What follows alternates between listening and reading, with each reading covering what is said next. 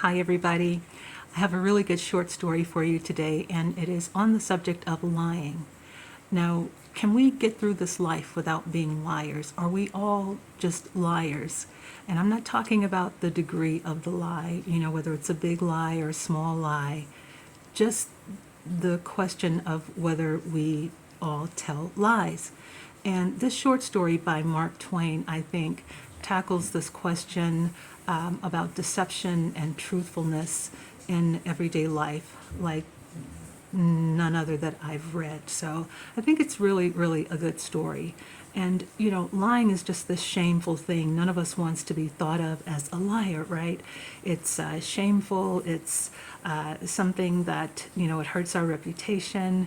We all want to be thought of as honorable and good and all of those wonderful virtues, right? But is it a fact of life that everyone lies? And again, I think Mark Twain handles this question beautifully in this short story. Here, take a listen. Was It Heaven or Hell by Mark Twain. Chapter 1. You confess it. You actually confess it. You told a lie. Chapter 2. The family consisted of 4 persons: Margaret Lester, widow, aged 36; Helen Lester, her daughter, aged 16; Mrs. Lester's maiden aunts, Hannah and Hester Gray, twins, aged 67. Waking and sleeping, the 3 women spent their days and night in adoring the young girl, and watching the movements of her sweet spirit in the mirror of her face, in refreshing their souls with the vision of her bloom and beauty, and listening to the music of her voice, and gratefully recognizing how rich and fair for them was the world with this presence in it, and shuddering to think how desolate it would be with this light gone out of it. By nature and inside, the aged aunts were utterly dear and lovable and good. But in the matter of morals and conduct, their training had been so uncompromisingly strict that it had made them exteriorly austere, not to say stern. Their influence was effective in the house, so effective that the mother and the daughter conformed to its moral and religious requirements cheerfully, contentedly, happily, unquestionably. To do this was become second nature to them. And so, in this peaceful heaven, there were no clashings, no irritations, no fault-finding, no heart-burnings. In it, a lie had no place. In it, a lie was unthinkable. In it, speech was restricted to absolute truth, iron-bound truth, implacable and uncompromising truth, let the resulting consequences be what they might. At last, one day, under stress of circumstances, the darling of the house sullied her lips with a lie, and confessed it with tears and self-upbraidings. There were not any words that can paint the consternation of the aunts. It was as if the sky had crumbled up and collapsed, and the earth had tumbled to ruin in a crash. They sat side by side, white and stern, gazing speechless upon the culprit, who was on her knees before them, with her face buried first in one lap and then the other, moaning and sobbing and appealing for sympathy and forgiveness, and getting no response, humbly kissing the hand of one, then of the other, only to see it withdrawn as suffering defilement by those soiled lips. Twice at intervals, Aunt Hester said in frozen amazement, "You told a lie." Twice at intervals, Aunt Hannah followed with the muttered and amazed ejaculation, "You confessed it! You actually confess it! You told a lie!" It was all they could say. The situation was new, unheard of, incredible. They could not understand it. They did not know how to take hold of it. It approximately paralyzed speech. At length it was decided that the erring child must be taken to her mother, who was ill, and who ought to know what had happened.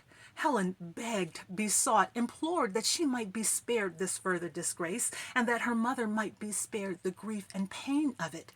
But this could not be. Duty required this sacrifice. Duty takes precedence of all things. Nothing can absolve one from a duty. With a duty, no compromise is possible. Helen still begged, and said the sin was her own. Her mother had no hand in it. Why must she be made to suffer for it? but the aunts were obdurate in their righteousness, and said the law that visited the sins of the parent upon the child was by all right and reason reversible, and therefore it was but just that the innocent mother of a sinning child should suffer her rightful share of the grief and pain and shame which were the allotted wages of the sin. The three moved toward the sick room. At this time, the doctor was approaching the house. He was still a good distance away, however.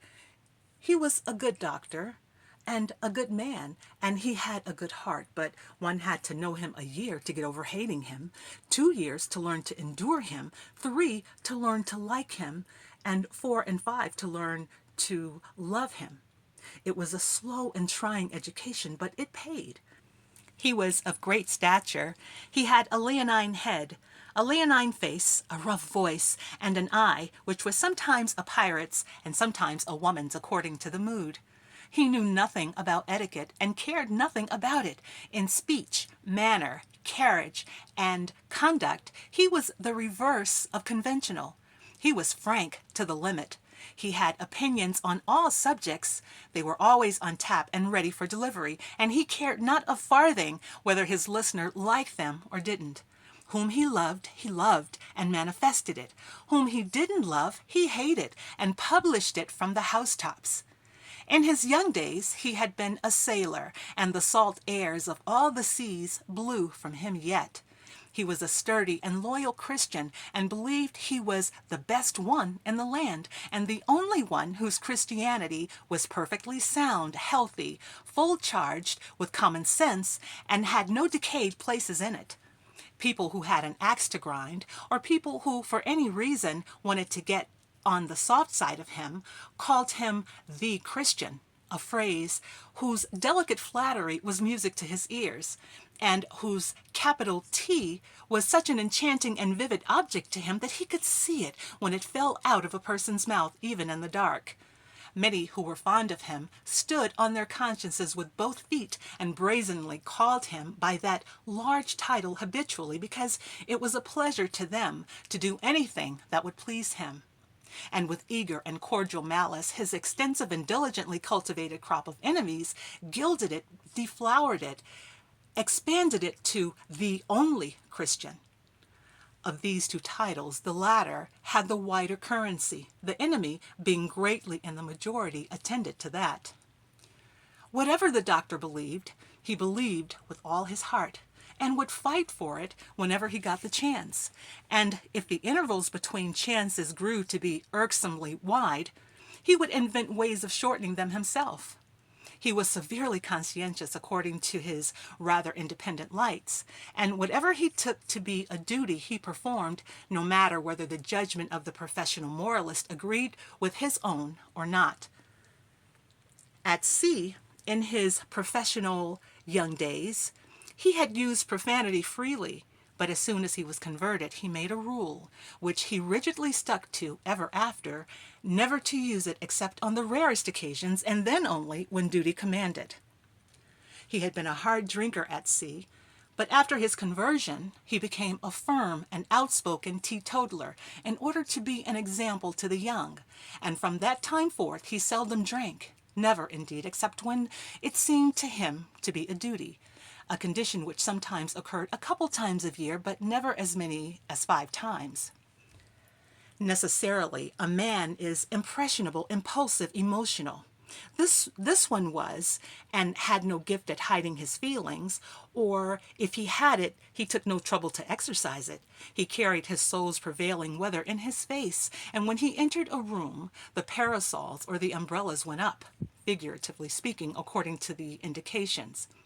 When the soft light was in his eye, it meant approval, and delivered a benediction.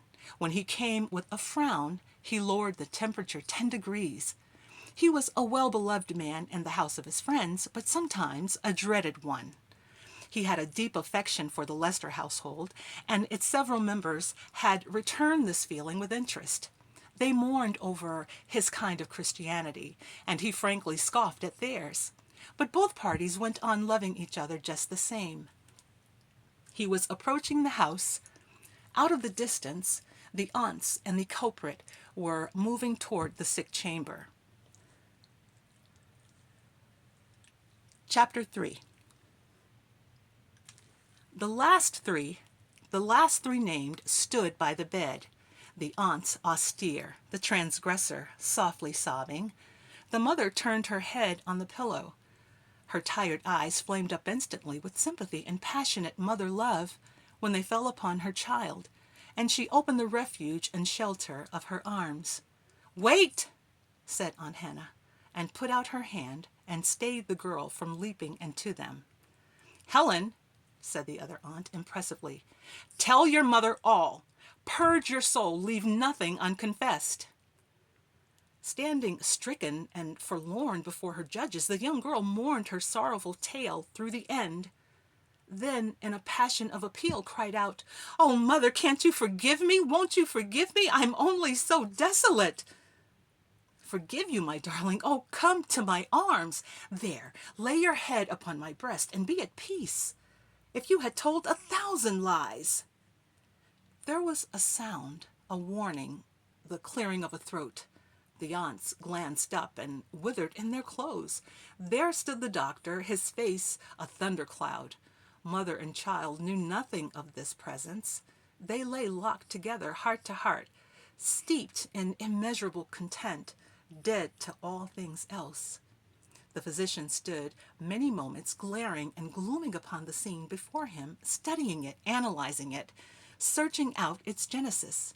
Then he put up his hand and beckoned to the aunts. They came trembling to him, and stood humbly before him and waited. He bent down and whispered, "Didn't I tell you this patient must be protected from all excitement? What the hell have you been doing? Clear out of this place." They obeyed.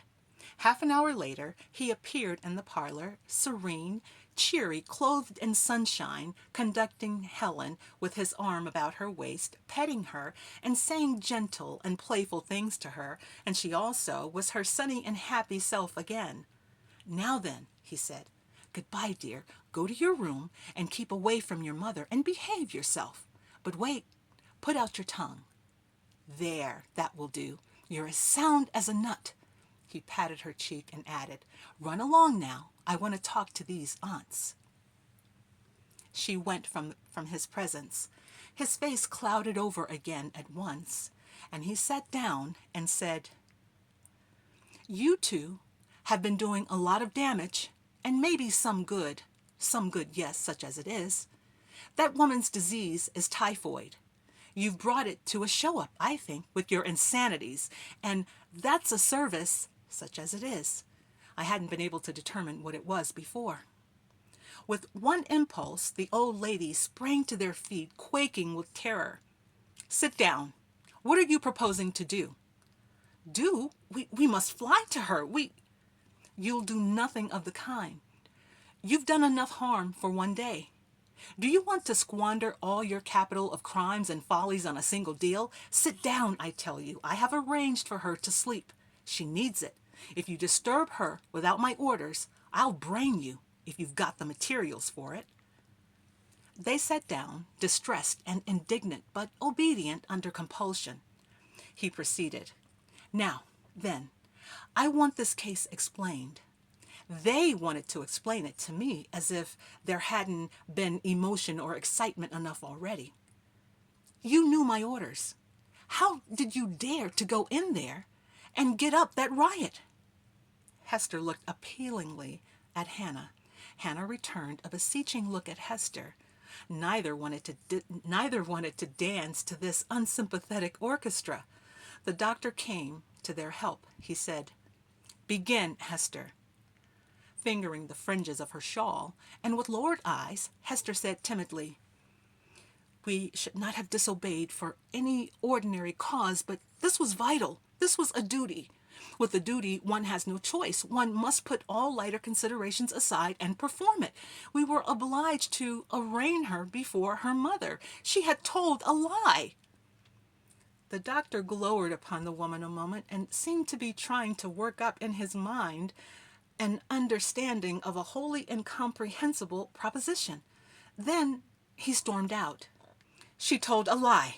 Did she? God bless my soul. I tell 1,000,000 a day, and so does every doctor, and so does everybody, including you for that matter.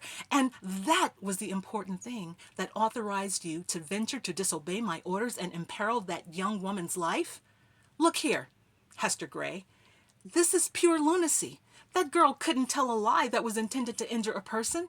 The thing is impossible, absolutely impossible. You know it yourselves, both of you. You know it perfectly well. Hannah came to her sister's rescue. Hester didn't mean that it was that kind of lie, and it wasn't, but it was a lie. Well, upon my word, I never heard such nonsense. Haven't you got sense enough to discriminate between lies? Don't you know the difference between a lie that helps and a lie that hurts? All lies are sinful, said Hannah, setting her lips together like a vice.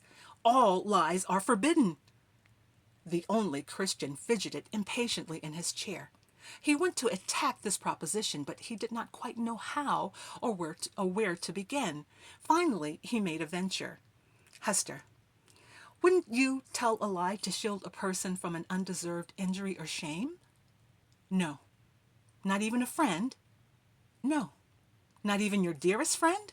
No, I would not. The doctor struggled in silence a while with the situation. Then he asked, not even to save him from bitter pain and misery and grief? No, not even to save his life. Another pause. Then, nor his soul? There was a hush, a silence which endured a measurable interval. Then Hester answered in a low voice, but with decision, nor his soul? No one spoke for a while. Then the doctor said, is it the same with you, Hannah? Yes, she answered. I ask you both, why? Because to tell such a lie or any lie is a sin and could cost us the loss of our own souls, would indeed if we died without time to repent. Strange, strange, it is past belief. Then he asked roughly, is such a soul as that worth saving? He rose up, mumbling and grumbling, and started for the door, stumping vigorously along. At the threshold, he turned and rasped out an admonition. Reform! Drop this mean and sordid and selfish devotion to the saving of your shabby little souls and hunt up something to do that's got some dignity to it. Risk your souls. Risk them in good causes. Then, if you lose them, why should you care? Reform!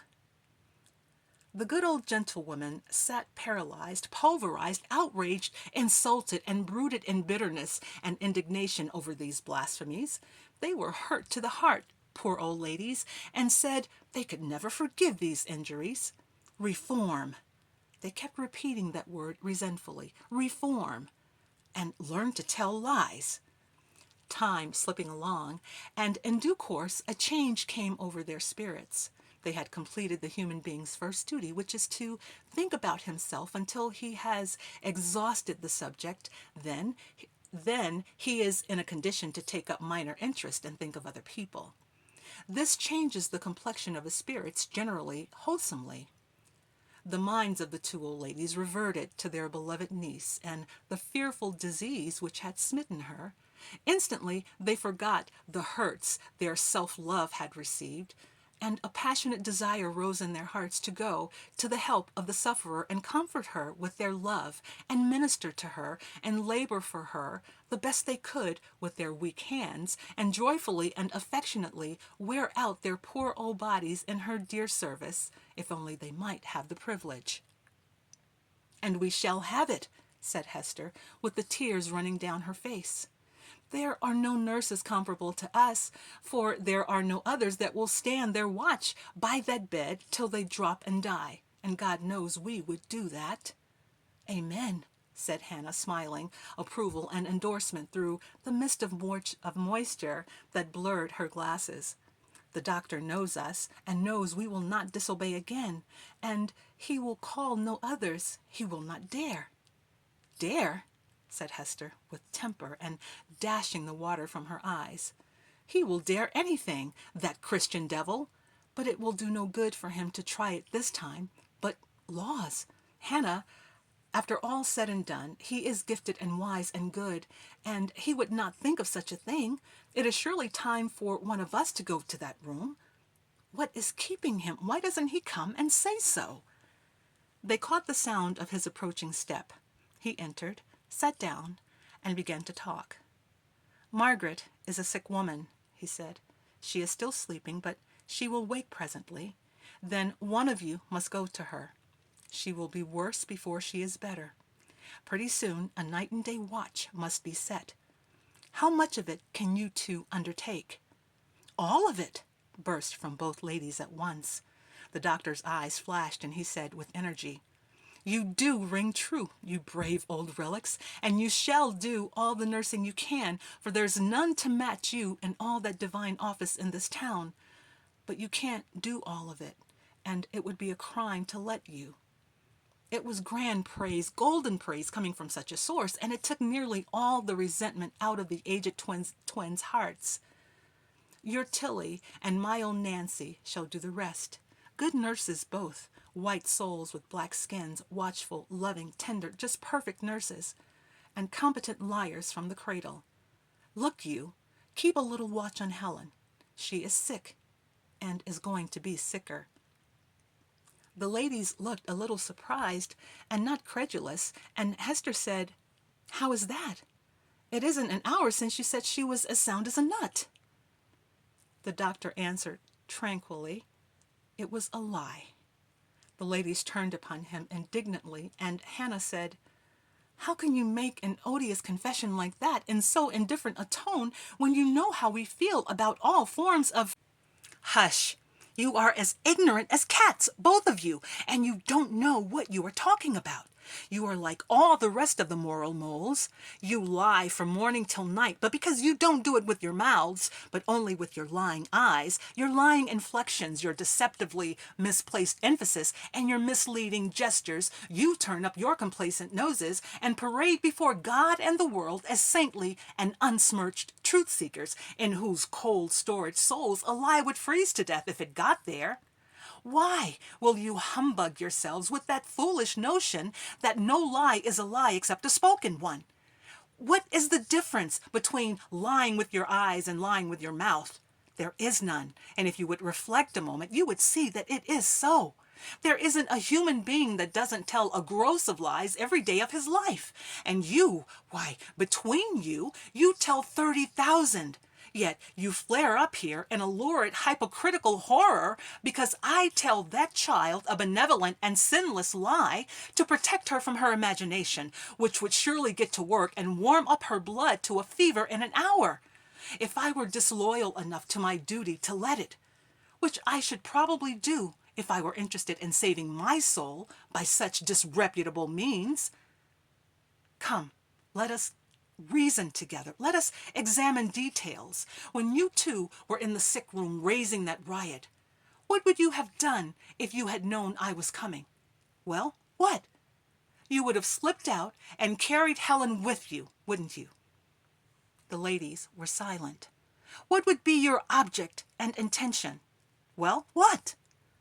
"To keep me from finding out your guilt? To beguile me? To infer that Margaret's excitement proceeded from some cause not known to you? In a word, to tell me a lie, a silent one, moreover, a possibly harmful one." The twins colored, but did not speak. "You not only tell myriads of silent lies, but you tell lies with your mouths, you two." "That is not so." "It is so. But only harmless ones. You never dream of uttering a harmful one. Do you know that that is a concession and a confession?" "How do you mean?" "It is an unconscious concession that harmless lies are not criminal. It is a confession that you constantly make that discrimination. For instance, you declined old Mrs. Forrester's invitation last week to meet those odious Higbees at supper, in a polite note in which you expressed regret and said you were very sorry you could not go. It was a lie. It was an unmitigated a lie as ever was uttered. Deny it, Hester, with another lie." Hester replied with a toss of her head, "That will not do. Answer. Was it a lie or wasn't it?" The color stole into the cheeks of both women, and with a struggle and an effort they got out their confession. It was a lie. Good. The reform is beginning. There is hope for you yet. You will not tell a lie to save your dearest friend's soul, but you will spew out one without a scruple to save yourselves the discomfort of telling an unpleasant truth. He rose. Hester, speaking for both, said coldly, "We have lied. We perceive it. It will occur no more. To lie is a sin. We shall never tell another one of any kind whatsoever, even lies of courtesy or benevolence, to save any one a pang or a sorrow decreed by him by God." Ah, how soon you will fail. In fact, you have fallen already, for what you have just uttered is a lie. Goodbye. Reform. One of you go to the sick room now. Chapter 4. 12 days later. Mother and child were lingering in the grip of the hideous disease. Of hope for either there was little. The aged sisters looked white and worn, but they would not give up their posts. Their hearts were breaking, poor old things, but their grit was steadfast and indestructible. All the 12 days the mother had pined for the child, and the child for the mother, but both knew that the prayer of these longings could not be granted. When the mother was told on the first day that her disease was typhoid, she was frightened and asked if there was any danger that Helen could have contracted it the day before when she was in the sick chamber on that confession visit. Hester told her the doctor had pooh-poohed the idea. It troubled Hester to say it, although it was true, for she had not believed the doctor. But when she saw the mother's joy in the news, the pain in her conscience lost something of its force, a result which made her ashamed of the constructive deception which she had practiced, which she had wished to refrain from. From that moment, the sick woman understood that her daughter must remain away, and she would reconcile herself to the separation as best she could, for she would rather suffer death than have her child's health imperiled. That afternoon, Helen had to make her bed. Ill, she grew worse during the night. In the morning, her mother asked after her. "Is she well?" Hester turned cold. She opened her lips, but the words refused to come. The mother lay languidly looking, musing, waiting. Suddenly, she turned white and gasped out, "Oh, my God, what is it? Is she sick?" Then the poor aunt's tortured heart rose in rebellion, and words came. "No, be comforted, she is well." The sick woman put all her happy heart in her gratitude. "Thank God for those dear words. Kiss me, how I worship you for saying them." Hester told this incident to Hannah, who received it with a rebuking look and said coldly, "Sister, it was a lie." Hester's lips trembled piteously. She choked down a sob and said, "Oh, Hannah, it was a sin, but I could not help it. I could not endure the fright and the misery that were in her face." "No matter. It was a lie. God will hold you to account for it." "Oh, I know it," cried Hester, wringing her hands. "But even if it were now, I could not help it. I know I should do it again." "Then take my place with Helen in the morning. I will make the report myself." Hester clung to her sister, begging and imploring. "Don't, Hannah. Oh, don't. You will kill her." "I will at least speak the truth." In the morning she had a cruel report to bear to the mother, and she braced herself for the trial. When she returned from her mission, Hester was waiting, pale and trembling, in the hall. She whispered, "Oh, how did she take it, that poor desolate mother?" Hannah's eyes were swimming in tears. She said, "God forgive me. I told her the child was well." Hester gathered her to her heart with a grateful, "God bless you, Hannah," and poured out her thankfulness in an inundation of worshiping praises. After that, the two knew the limit of their strength and accepted their fate. They surrendered humbly and abandoned themselves to the hard requirements of the situation. Daily they told the morning lie and confessed their sin in prayer, not asking forgiveness as not being worthy of it, but only wishing to make record that they realized their wickedness and were not desiring to hide it or to excuse it. Daily, as the fair young idol of the house sank lower and lower, the sorrowful old aunts pained her glowing bloom and her fresh young beauty to the wan mother, and winced under the stabs her ecstasies of joy and gratitude gave them. In the first days, while the child had strength to hold a pencil, she wrote fond little love notes to her mother in which she concealed her illness, and these the mother read and reread through happy eyes wet with thankful tears, and kissed them over and over again, and treasured them as precious things under her pillow. Then came a day when the strength was gone from the hand, and the mind wandered, and the tongue babbled pathetic incoherences. This was a sore dilemma for the poor aunts. There was no love notes for the mother. They did not know what to do. Hester began a carefully studied and plausible explanation, but lost track of it and grew confused. Suspicion began to show in the mother's face, then alarm. Hester saw it, recognized the imminence of the danger, and descended to the emergency, pulling herself resolutely together and plucking Victor from the open jaws of defeat. In a placid and convincing voice she said, "I thought it might distress you to know it, but Helen spent the night at the Sloanes'. There was a little party there, and although she did not want to go, and you being so sick, we persuaded her, she being young and needing the innocent pastimes of youth, and we believing you would approve. Be sure she will write the moment she comes." "How good are you, and how dear and thoughtful for us both! Approve? Why, I thank you with all my heart. My poor little exile. Tell her I want her to have every pleasure she can. I would not rob her of one. Only let her keep her health, that is all I ask. Don't let that suffer. I could not bear it. How thankful I am that she escaped this infection, and what a narrow risk she ran, Aunt Hester. Think of that lovely face all dulled and burned with fever. I can't bear the thought of it. Keep her health, keep her bloom. I can see her now, the dainty creature, with the big, blue, earnest eyes, and sweet, oh, so sweet and gentle and winning eyes. Is she as beautiful as ever, dear Aunt Hester?" "Oh, more beautiful and bright and charming than ever she was before, if such a thing can be," said Hester, as she turned away and fumbled with the medicine bottles to hide her shame and grief. Chapter 5. After a little, both aunts were laboring upon a difficult and baffling work in Helen's chamber.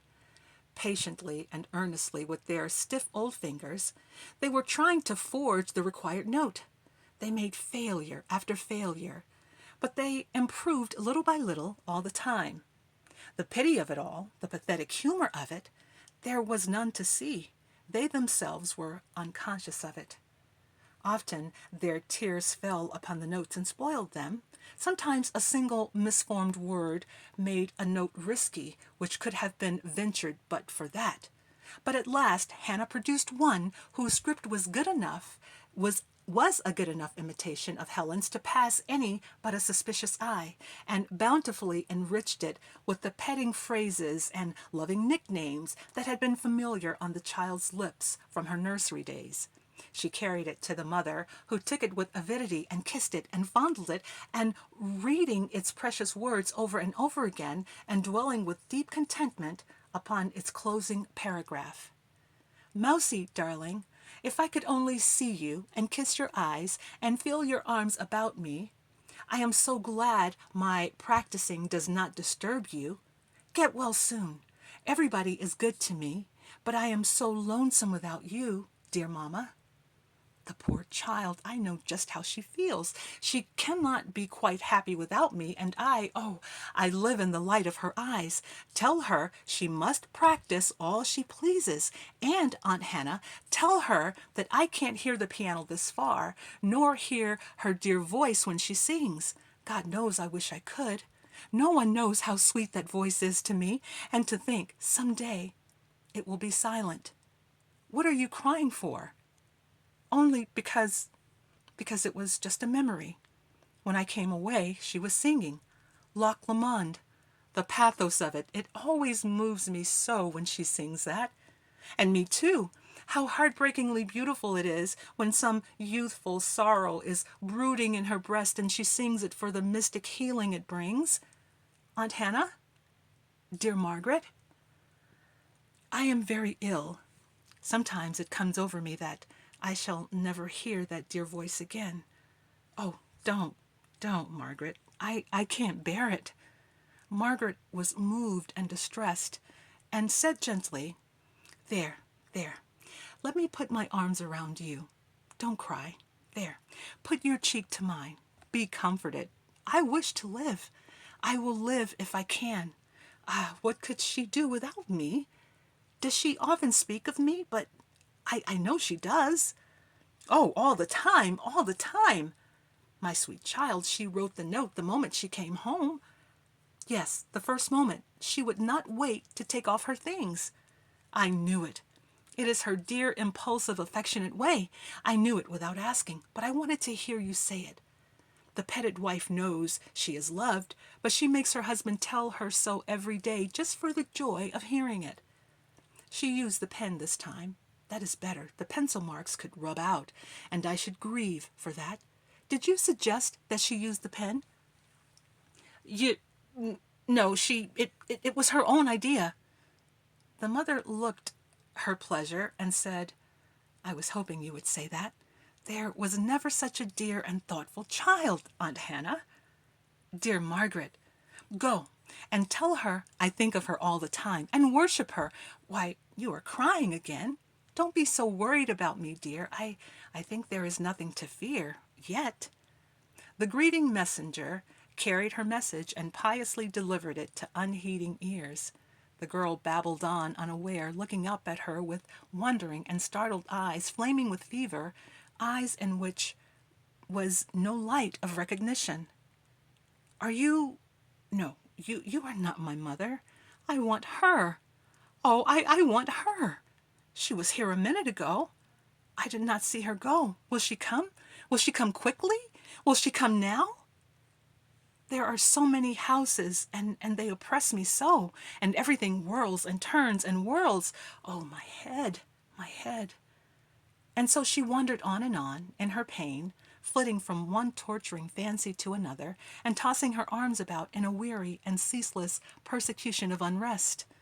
Poor old Hannah, wetted and parched lips, and she softly stroked the hot brow, murmuring endearing and pitying words, and thanking the Father of all that the mother was happy and did not know. Chapter 6. Daily the child sank lower and steadily lower towards the grave, and daily the sorrowing old watchers carried gilded tidings of her radiant health and loveliness to the happy mother, whose pilgrimage was also now nearing its end. And daily they forged loving and cheery notes in the child's hand, and stood by with remorseful consciences and bleeding hearts, and wept to see the grateful mother devour them and adore them and treasure them away as things beyond price because of their sweet source, and sacred because her child's hand had touched them. At last came that kindly friend who brings healing and peace to all. The lights were burning low. In the solemn hush which precedes the dawn, vague figures flitted soundless among the dim hall, and gathered silent and awed in Helen's chamber, and grouped themselves about her bed, for a warning had gone forth, and they knew. The dying girl lay with closed lids, and unconscious, the drapery upon her breast faintly rising and falling as her wasting life ebbed away. At intervals a sigh or a muffled sob broke upon the stillness. The same haunting thought was in all minds there. The pity of this death, the going out into the great darkness, and the mother not here to help and hearten and bless. Helen stirred. Her hands began to grope wistfully about, as if they sought something. She had been blind some hours. The end was come. All knew it. With a great sob, Hester gathered her to her breast, crying, "Oh, my child, my darling!" A rapturous light broke in the dying girl's face, for it was mercifully vouchsafed her to mistake those sheltering arms for another's, and she went to her rest murmuring, "Oh, Mamma, I am so happy. I longed for you. Now I can die." 2 hours later, Hester made her report. The mother asked, "How is it with the child?" "She is well." Chapter 7. A sheaf of white crepe and black was hung upon the door of the house, and there it swayed and rustled in the wind and whispered its tidings. At noon the preparation of the dead was finished, and in the coffin lay the fair young form, beautiful, and in the sweet face a great peace. 2 mourners sat by it, grieving and worshipping, Hannah and the black woman Tilly. Hester came, and she was trembling, for a great trouble was upon her spirit. She said, "She asks for a note." Hannah's face blanched. She had not thought of this. It had seemed that the pathetic service was ended, but she realized now that that could not be. For a little while the 2 women stood looking into each other's face with vacant eyes. Then Hannah said, "There is no way out of it. She must have it. She will suspect. Else." And she would find out. Yes, it would break her heart. She looked at the dead face, and her eyes filled. "I will write it," she said. Hester carried it. The closing line said, "Darling Mousie, dear sweet mother, we shall soon be together again." Is not that good news? And it is true. They all say it is true. The mother mourned, saying, "Poor child, how will she bear it when she knows I shall never see her again in life? It is hard, so hard. She does not suspect. You guard her from that? She thinks you will be well soon. How good are you and careful, dear Aunt Hester. None goes near her who would carry the infection. It would be a crime. But you see her? With a distance between, yes. That is so good. Others one could not trust, but you 2 guardian angels, still is not so true as you. Others would be unfaithful, and many would deceive and lie." Hester's eyes fell, and her poor old lips trembled. "Let me kiss you for her, Aunt Hester, and when I am gone, and the danger is past, place the kiss upon her dear lips some day, and say her mother sent it, and all her mother's broken heart is in it." Within the hour, Hester, raining tears upon the dead face, performed her pathetic mission. Chapter 8. Another day dawned and grew and spread its sunshine in the earth. Aunt Hannah brought comforting news to the failing mother, and a happy note, which said again, "We have but a little time to wait, darling mother, then we shall be together." The deep note of a bell came moaning down the wind. "Aunt Hannah, it is tolling. Some poor soul is at rest, as I shall be soon. You will not let her forget me?"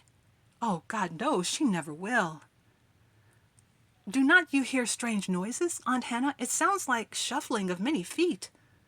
"We hoped you would not hear it, dear. It is a little company gathering for Helen's sake, poor little prisoner. There will be music, and she loves it so. We thought you would not mind." "Mind? Oh, no, no. Give her everything her dear heart can desire. How good you 2 are to her, and how good to me. God bless you both always." After a listening pause, "How lovely! It is her organ. Is she playing it herself, do you think?" Faint and rich and inspiring the chords, floating to her ears on the still air. "Yes, it is her touch, dear heart. I recognize it. They are singing.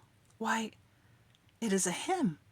And the sacredest of all, the most touching, the most consoling. It seems to open the gates of paradise to me, if I could die now." Faint and far the words rose out of the stillness. "Nearer, my God, to thee, nearer to thee, e'en though it be a cross that riseth me."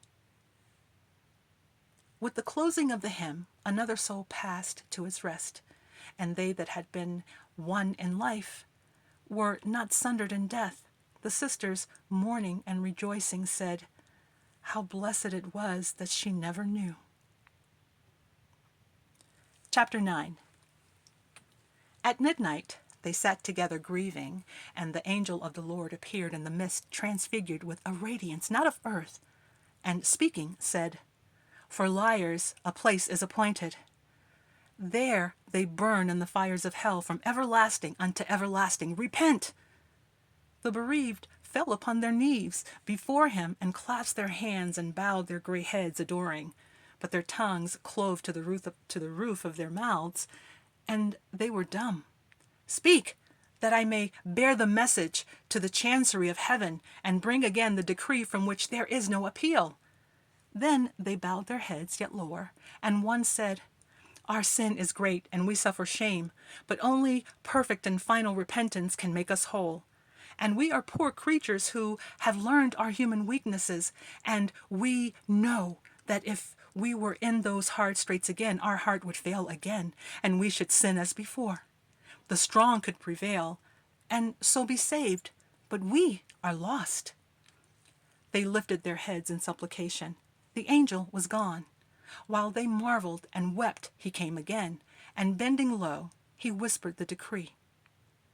Chapter 10. Was it heaven or hell? The end. Thanks for listening to the story, everybody. You know, I've read that there are two fundamental reasons why we lie. The first one is that we want something, and the thing that we want is important enough to us that we are willing to lie to get it. And then the second reason is that we are afraid of something. And whatever that thing is that we fear, we are willing to lie so as to not have to deal with that fear. So in any event, I would love to hear your comments on what you think of the story and whether or not you think it's possible to get through this life without lying, or if you believe that everybody lies. Thanks again for listening. Until next time.